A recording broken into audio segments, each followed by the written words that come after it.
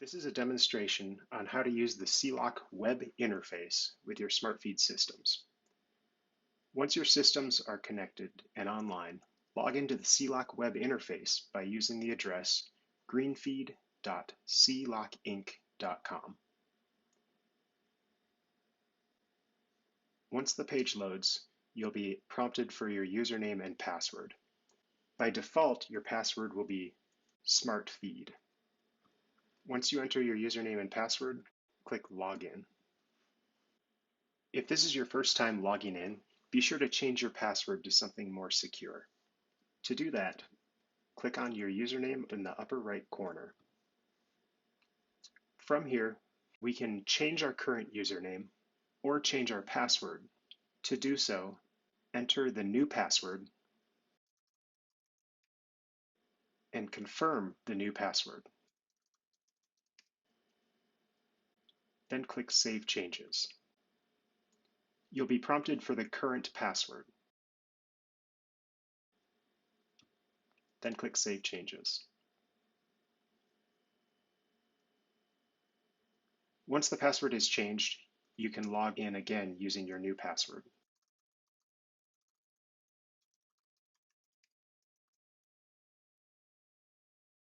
Once you log back in, click on the Home button in the upper left corner.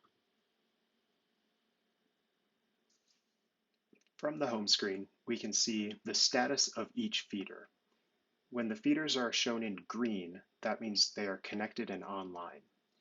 If we ever see a system in yellow or red, that means that the system is either not connected to an internet connection or does not have power. Below the System Status section, we have an Account Notes section. This is provided as a repository for any notes that all your users should be allowed to see. For instance, today we are doing a web demonstration.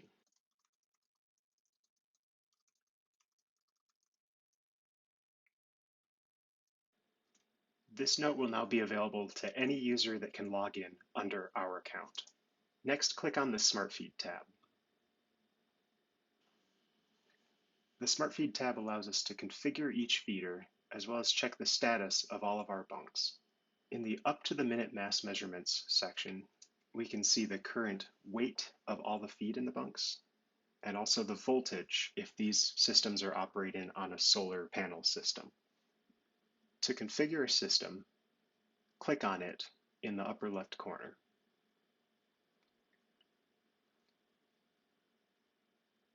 Then scroll down to the Configuration section. Under the General Settings section, you'll see Time to reset the animal feed quota. Here ours is set for midnight.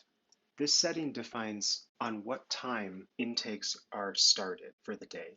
For the default setting of midnight, that means that all daily intakes are reported from midnight until midnight the next day. If we were to change this to 7 o'clock, then all daily intakes will be reported from 7 a.m. one day till 7 a.m. the next day. Underneath the Email section, the first is the Email Daily Feed Intake Reports. By checking this box and entering an email or multiple email addresses, you can receive a daily email consisting of feed intakes from the past week. The next item is No data is received. If for some reason a system loses power or loses an internet connection, it will alert us after 2 consecutive hours of no internet connection. It will then alert us after 4 consecutive hours of no internet connection. If you receive either of these email alerts, it's important to make sure that your bunk is operating correctly. The next item is the Feed Bin is Empty alert. You can enter a threshold for how low you want the bunks to get before receiving an email. This is useful for knowing when you have to fill the bunks. If you have a regular schedule for filling each bunk, you can safely turn this alert off.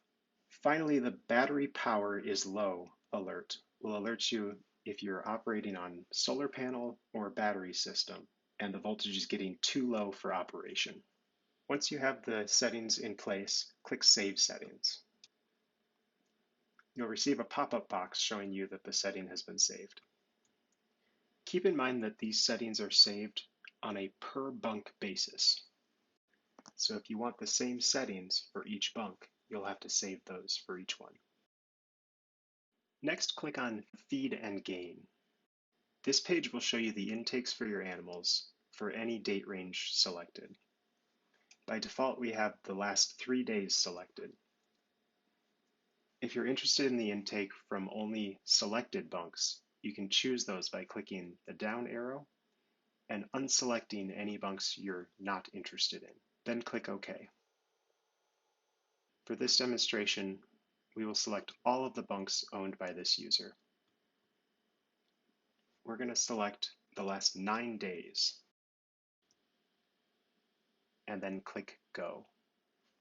This table will now show us the intake from all of our animals for the past 9 days. In the final 2 columns, we'll have the total intake for the entire date range selected and the average intake per day for each animal. If you're interested in viewing individual visits to bunks from any animal, you can do so by checking the Show Visits checkbox.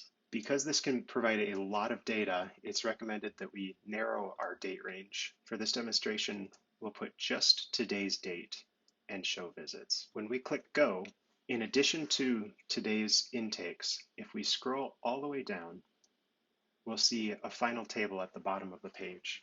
This table will provide us all the visits from every single animal to every single bunk for today. This is useful for averaging how long an animal spends at a bunk and how much it's eating per visit.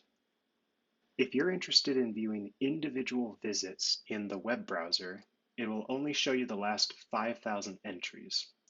If you want to see a much larger data set, select the Alt Download button. This will download all the visits in a CSV. This CSV is the exact same data we saw in the web browser, but now we can download much larger data sets.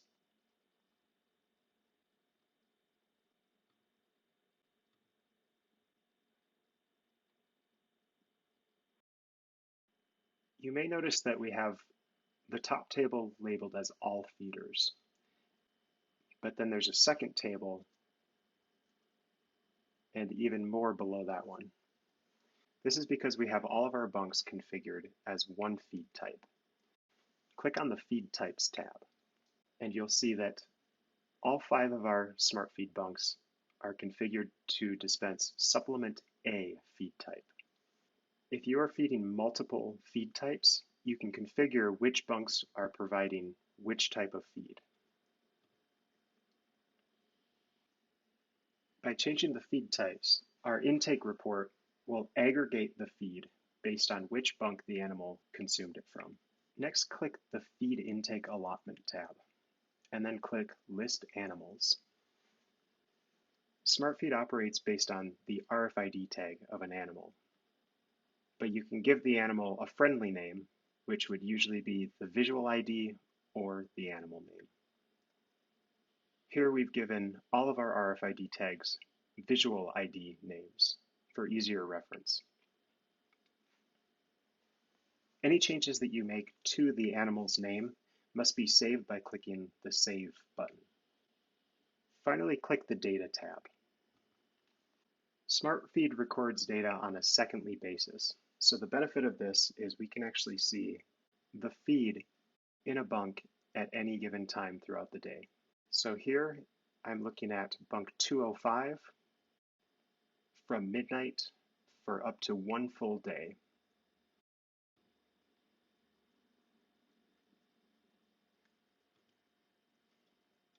The red line here indicates the bunk at any given moment throughout the day. Here we can see where the bunk was filled up, and a second time at 12:38. We can also see all of the RFID tags that visited during this entire time. This concludes the web demonstration. If you have any questions or would like to go over this with somebody live, contact us at support@sealockinc.com. Thanks for watching.